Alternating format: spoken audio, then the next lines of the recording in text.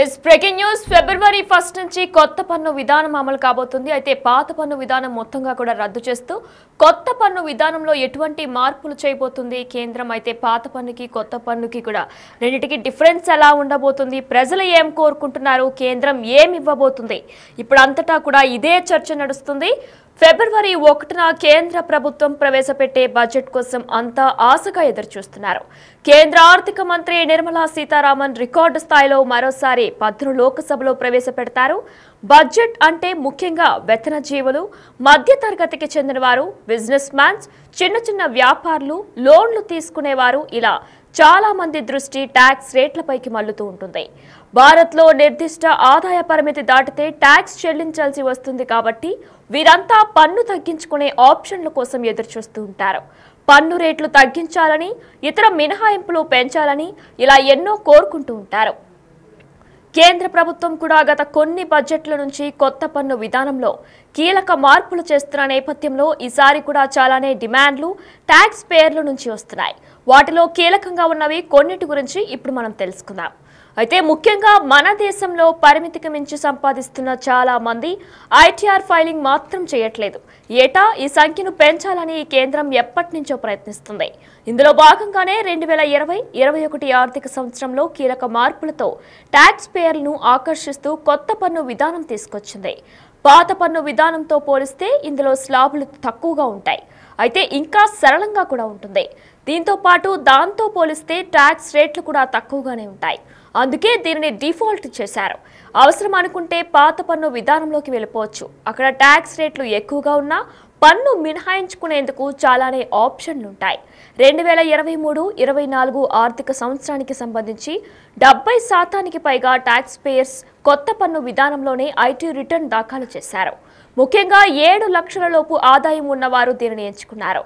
కొత్త పన్ను విధానంలో సెక్షన్ 87A 7 లక్షల వరకు ఆదాయంపై పన్ను రీబేట్ వర్తిస్తుంది. అంటే ఇక్కడ ఎలాంటి ట్యాక్స్ చెల్లించనక్కర్లేదు. ఇంకా స్టాండర్డ్ డిడక్షన్ కింద 75,000 వరకు అదనంగా పన్ను ఉండదు. అప్పుడు 7.75 లక్షల వరకు ఆదాయంపై కొత్త పన్ను విధానంలో పైసా కూడా పన్ను పడదు. అందుకే ఇది చాలా మందికి ఆకర్షణీయంగా ఉంది. 2023-24 ఆర్థిక సంవత్సరంలో 12.79 కోట్ల మంది ఇన్కమ్ ట్యాక్స్ పోర్టల్లో పేర్లు నమోదు చేసుకున్నప్పటికీ కేవలం 8.68 కోట్ల మంది మాత్రమే ఐటీఆర్ ఫైల్ చేశారు. వీరికి ప్రోత్సహించేందుకు కేంద్రం ఇంకా ఊరట కల్పించాలనే డిమాండ్లు వినిపిస్తున్నాయి. వీటిలో ప్రధానంగా ఉన్న వాటి గురించి ఇప్పుడు ఒకసారి చూద్దాం. కొత్త పన్ను విధానంలో స్టాండర్డ్ డిడక్షన్ 50,000 నుంచి 75,000కు కిందటిసారి బడ్జెట్లో పెరగ్గా దీనిని ఇప్పుడు 1,00,000కు చేయాలని వేతన జీవులు కోరుకుంటున్నారు. దీనిపై సానుకూలంగానే ప్రకటన వస్తుందని ఆశిస్తున్నారు. పన్ను విధానాన్ని మరింత సరళీకరించడంతో భాగంగా ట్యాక్స్ స్లాబుల్ని 6 నుంచి 3 స్లాబులకు కుదిర్చాలని డిమాండ్ చేస్తున్నారు. ఇప్పుడు గరిష్ట పన్ను రేటు 30%గా ఉండగా దీనిని 25%కి తగ్గించాలని కోరుకుంటున్నారు. ప్రస్తుతం సెక్షన్ 87A కింద 7 లక్షల వరకు ఆదాయంపై ట్యాక్స్ రీబేట్ వర్తిస్తూ ఉండగా దీనిని 15 లక్షలకు పెంచాలని కోరుతున్నారు. అప్పుడు 15 లక్షల వరకు ఆదాయం పైన ట్యాక్స్ ఉండదన్నమాట. ఇదే జరిగితే మధ్యతరగతి వర్గానికి ఎంతో ప్రయోజనం కూడా చేకూరుతుంది. ఇంకా ఢిల్లీ, ముంబై, చెన్నై, హైదరాబాద్, కోల్కతా, బెంగళూరు వంటి ప్రధాన మెట్రో నగరాల్లో హౌస్ రెంట్ అలవెన్స్ HRA పరిమితి పెంచాలని కూడా డిమాండ్లలో ఒకటిగా ఉంది. ఇది బేసిక్ శాలరీలో కనీసం 50%గా ఉంచాలన్న డిమాండ్ ఉంది. వీటిని అదనంగా పాత పన్ను విధానంలో సెక్షన్ 80C సహా ఇతర మినహాయింపులు ఉండగా కొత్త పన్ను విధానానికి కూడా వీటిని విస్తరించాలని కూడా కోరుకుంటున్నారు. అయితే మరి ఫిబ్రవరి 1 రాబోతుంది. దీంతో పాత పన్ను పూర్తిగా రద్దు చేస్తూ కొత్త పన్నును తీసుకురాబోతున్నారంటూ కూడా ఎంతో మంది అధికారులు, నిపుణులు కూడా చెప్పుకొస్తున్నారు. అయితే మరి కొత్త పన్ను ఎలా ఉండబోతుంది, అసలు ప్రజలు ఏం కోరుకుంటున్నారు, కేంద్రం ఏమి ఇవ్వబోతుంది, ఇప్పుడు అంతటా కూడా ఇదే చర్చ నడుస్తుంది. ఫిబ్రవరి 1న కేంద్ర ప్రభుత్వం ప్రవేశపెట్టే బడ్జెట్ కోసం అంతా ఆశగా ఎదురుచూస్తున్నారు. కేంద్ర ఆర్థిక మంత్రి నిర్మలా సీతారామన్ రికార్డు స్థాయిలో మరోసారి 10 లోక్సభలో ప్రవేశపెడతారు. బడ్జెట్ అంటే ముఖ్యంగా వేతన జీవులు, మధ్యతరగతికి చెందిన వారు, బిజినెస్ మ్యాన్స్, చిన్న వ్యాపారులు, లోన్లు తీసుకునేవారు ఇలా చాలా మంది దృష్టి ట్యాక్స్ రేట్లపైకి మళ్లుతుంటుంది. భారత్లో నిర్దిష్ట ఆదాయ పరిమితి దాటితే ట్యాక్స్ చెల్లించాల్సి వస్తుంది కాబట్టి వీరంతా పన్ను తగ్గించుకునే ఆప్షన్ల కోసం ఎదురు చూస్తూ ఉంటారు. పన్ను రేట్లు తగ్గించాలని, ఇతర మినహాయింపులు పెంచాలని ఇలా ఎన్నో కోరుకుంటూ ఉంటారు. కేంద్ర ప్రభుత్వం కూడా గత కొన్ని బడ్జెట్ల నుంచి కొత్త పన్ను విధానంలో కీలక మార్పులు చేస్తున్న నేపథ్యంలో ఈసారి కూడా చాలానే డిమాండ్లు ట్యాక్స్ పేయర్ల నుంచి వస్తున్నాయి. వాటిలో కీలకంగా ఉన్నవి కొన్నిటి గురించి ఇప్పుడు ఒకసారి మనం తెలుసుకుందాం.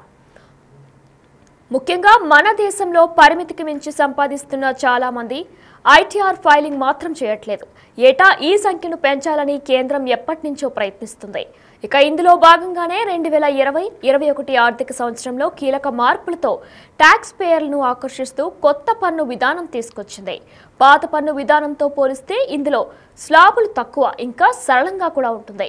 దీంతో పాత దాంతో కూడా పోలిస్తే ట్యాక్స్ రేట్లు కూడా తక్కువగానే ఉంటాయి. అందుకే దీనిని డిఫాల్ట్గా చేశారు. అవసరం అనుకుంటే పాత పన్ను విధానంలోకి కూడా వెళ్ళిపోవచ్చు. అక్కడ ట్యాక్స్ రేట్లు ఎక్కువగా ఉన్నా పన్ను మినహాయించుకునేందుకు చాలానే ఆప్షన్లున్నాయి. 2023-24 ఆర్థిక సంవత్సరానికి సంబంధించి 70% పైగా టాక్స్ పేయర్స్ కొత్త పన్ను విధానంలోనే ఐటీ రిటర్న్ దాఖలు చేశారు. ముఖ్యంగా 7 లక్షల లోపు ఆదాయం ఉన్నవారు దీనిని ఎంచుకున్నారు. కొత్త పన్ను విధానంలో సెక్షన్ 87A 7 లక్షల వరకు ఆదాయంపై పన్ను రీబేట్ వర్తిస్తుంది. అంటే ఇక్కడ ఎలాంటి ట్యాక్స్ చెల్లించనక్కర్లేదు. ఇంకా స్టాండర్డ్ డిడక్షన్ కింద 75,000 వరకు అదనంగా పన్ను ఉండదు. అప్పుడు 7.75 లక్షల వరకు ఆదాయంపై కొత్త పన్ను విధానంలో పైసా పన్ను పడదు. అందుకే ఇది చాలా మందికి ఆకర్షణీయంగా కూడా ఉంటుంది. అయితే 2023-24 ఆర్థిక సంవత్సరంలో 12.79 కోట్ల మంది ఇన్కమ్ ట్యాక్స్ పోర్టల్లో పేర్లు నమోదు చేసుకున్నప్పటికీ కేవలం 8.68 కోట్ల మంది మాత్రమే ఐటీఆర్ ఫైల్ చేశారు.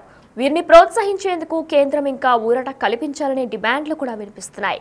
వీటిలో ప్రధానంగా ఉన్న వాటి గురించి ఇప్పుడు ఒకసారి మనం తెలుసుకుందాం. కొత్త పన్ను విధానంలో స్టాండర్డ్ డిడక్షన్ 50,000 నుంచి 75,000కు కిందటిసారి బడ్జెట్లో పెరగ్గా దీనిని ఇప్పుడు 1,00,000కు చేయాలని వేతనజీవులు కోరుకుంటున్నారు. దీనిపై సానుకూలంగానే ప్రకటన కూడా వస్తుందని ఆశిస్తున్నారు. పన్ను విధానాన్ని మరింత సరళీకరించడంతో భాగంగా ట్యాక్స్ స్లాబుల్ని 6 నుంచి 3 స్లాబులకు కుదించాలని డిమాండ్ చేస్తున్నారు. ఇప్పుడు గరిష్ట పన్ను రేటు 30%గా ఉండగా దీనిని 25%కి తగ్గించాలని కూడా కోరుకుంటున్నారు. ప్రస్తుతం సెక్షన్ 87A కింద 7 లక్షల వరకు ఆదాయంపై ట్యాక్స్ రీబేట్ వర్తిస్తూ ఉండగా దీనిని 15 లక్షలకు పెంచాలని కోరుతున్నారు. అప్పుడు 15 లక్షల వరకు ఆదాయం పైన ట్యాక్స్ ఉండదన్నమాట. ఒకవేళ కనుక ఇదే జరిగితే మధ్యతరగతి వర్గానికి ఎంతో కొంత ప్రయోజనం చేకూరుతుంది. ఇంకా ఢిల్లీ, ముంబై, చెన్నై, హైదరాబాద్, కోల్కతా, బెంగళూరు వంటి ప్రధాన మెట్రో నగరాల్లో హౌస్ రెంట్ అలవెన్స్ HRA పరిమితి పెంచాలని కూడా డిమాండ్లలో ఒకటిగా ఉంది. ఇది బేసిక్ శాలరీలో కనీసం 50% ఉంచాలన్న డిమాండ్ కూడా ఉంది. వీటిని అదనంగా పాత పన్ను విధానంలో సెక్షన్ 80C సహా ఇతర మినహాయింపులు ఉండగా కొత్త పన్ను విధానానికి కూడా వీటిని విస్తరించాలని కూడా కోరుకుంటున్నారు. అయితే త్వరలోనే ఫిబ్రవరి 1న అంటే ఎల్లుండ కొత్త పన్ను విధానం అమల్లోకి రాబోతుంది. ప్రజలు ఏం కోరుకుంటున్నారు, కేంద్రం ఏమి ఇవ్వబోతుంది అని కూడా ప్రస్తుతం అంతటా ఇదే చర్చ నడుస్తుంది. అయితే ఫిబ్రవరి 1న కేంద్ర ప్రభుత్వం ప్రవేశపెట్టే బడ్జెట్ కొంత కోసం అందరూ కూడా ఎంతో ఆసక్తిగా ఎదురు చూస్తున్నారు. కేంద్ర ఆర్థిక మంత్రి నిర్మలా సీతారామన్ రికార్డు స్థాయిలో మరోసారి 10 లోక్సభలో ప్రవేశపెడతారు. బడ్జెట్ అంటే ముఖ్యంగా వేతనజీవులు, మధ్యతరగతికి చెందిన వారు, బిజినెస్ మ్యాన్స్, చిన్న వ్యాపారులు, లోన్లు తీసుకునేవారు ఇలా చాలా మంది దృష్టి ట్యాక్స్ రేట్లపైకి మళ్లుతూ ఉంటుంది. భారత్లో నిర్దిష్ట ఆదాయ పరిమితి దాటితే ట్యాక్స్ చెల్లించాల్సి వస్తుంది కాబట్టి వీరంతా పన్ను తగ్గించుకునే ఆప్షన్ల కోసం చూస్తూ ఉంటారు.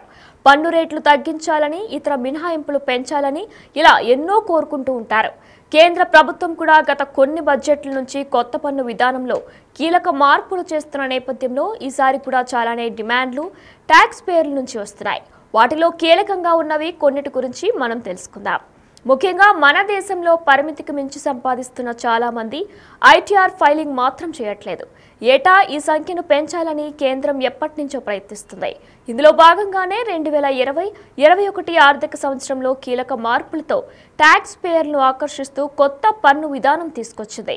పాత పన్ను విధానంతో పోలిస్తే ఇందులో స్లాబులు తక్కువగా ఉంటాయి, ఇంకా సరళంగా కూడా ఉంటుంది. దీంతో పాత దాంతో పోలిస్తే ట్యాక్స్ రేట్లు కూడా తక్కువగానే ఉంటాయి. అందుకే దీనిని డిఫాల్ట్గా చేశారు. అవసరం అనుకుంటే పాత పన్ను విధానంలోకి వెళ్ళిపోవచ్చు. అక్కడ ట్యాక్స్ రేట్లు కూడా ఎక్కువగా ఉన్నా పన్ను మినహాయించుకునేందుకు చాలానే ఆప్షన్లున్నాయి. 2023-24 ఆర్థిక సంవత్సరానికి సంబంధించి 70% పైగా ట్యాక్స్ పేయర్స్ కొత్త పన్ను విధానంలోకి ఐటీ రిటర్న్స్ దాఖలు చేశారు. ముఖ్యంగా 7 లక్షల లోపు ఆదాయం ఉన్నవారు దీనిని ఎంచుకున్నారు. కొత్త పన్ను విధానంలో సెక్షన్ 87A 7 లక్షల వరకు ఆదాయంపై పన్ను రీబేట్ వర్తిస్తుంది. అంటే ఇక్కడ ఎలాంటి ట్యాక్స్ చెల్లించనక్కర్లేదన్నమాట. ఇంకా స్టాండర్డ్ డిడక్షన్ కింద 75,000 వరకు అదనంగా పన్ను ఉండదు. అప్పుడు 7.75 లక్షల వరకు ఆదాయంపై కొత్త పన్ను విధానంలోకి పైసా పన్ను పడదు. అందుకే ఇది చాలా మందికి ఆకర్షణీయంగా ఉంది. 2023-24 ఆర్థిక సంవత్సరంలో 12.79 కోట్ల మంది ఇన్కమ్ ట్యాక్స్ పోర్టళ్లలో పేరు నమోదు చేసుకున్నప్పటికీ కేవలం 8.68 కోట్ల మంది మాత్రమే ఐటీఆర్ ఫైల్ చేశారు. వీరిని ప్రోత్సహించేందుకే కేంద్రం ఇంకా ఊరట కల్పించాలనే డిమాండ్లు కూడా వినిపిస్తున్నాయి. అయితే వీటిలో ప్రధానంగా ఉన్న వాటి గురించి ఇప్పుడు ఒకసారి చూద్దాం. కొత్త పన్ను విధానంలో స్టాండర్డ్ డిడక్షన్ 50,000 నుంచి 75,000కు కిందటిసారి బడ్జెట్లో పెరగ్గా దీనిని ఇప్పుడు 1,00,000కు చేయాలని వేతనజీవులు కోరుకుంటున్నారు. దీనిపై సానుకూలంగానే ప్రకటన కూడా వస్తుందని ఆశిస్తున్నారు. పన్ను విధానాన్ని మరింత సరళించకపోవడంతో భాగంగా ట్యాక్స్ స్లాబుల్ని 6 నుంచి 3 స్లాబులకు కుదించాలని కూడా డిమాండ్ చేస్తున్నారు. ఇప్పుడు గరిష్ట పన్ను రేటు 30%గా ఉండగా దీనిని 25%కి తగ్గించాలని కోరుకుంటున్నారు. ప్రస్తుతం సెక్షన్ 87A కింద 7 లక్షల వరకు ఆదాయంపై ట్యాక్స్ రీబేట్ వర్తిస్తూ ఉండగా దీనిని 15 లక్షలకు పెంచాలని కోరుతున్నారు. అప్పుడు 15 లక్షల వరకు ఆదాయంపైనే ట్యాక్స్ ఉండదన్నమాటే. ఇదే జరిగితే మధ్యతరగతి వర్గానికి ఎంతో ప్రయోజనం కూడా చేకూరుతుంది. ఇక ఢిల్లీ, ముంబై, చెన్నై, హైదరాబాద్, కోల్కతా, బెంగళూరు వంటి ప్రధాన మెట్రో నగరాల్లో హౌస్ రెంట్ అలవెన్స్ HRA పరిమితి పెంచాలని కూడా డిమాండ్లలో ఒకటిగా ఉంది. ఇది బేసిక్ శాలరీలో కనీసం 50%గా ఉంచాలన్న డిమాండ్ కూడా వినిపిస్తుంది. వీటిని అదనంగా పాత పన్ను విధానంలో సెక్షన్ 80C సహా ఇతర మినహాయింపులు ఉండగా కొత్త పన్ను విధానానికి కూడా వీటిని విస్తరించాలని కూడా కోరుకుంటున్నారు.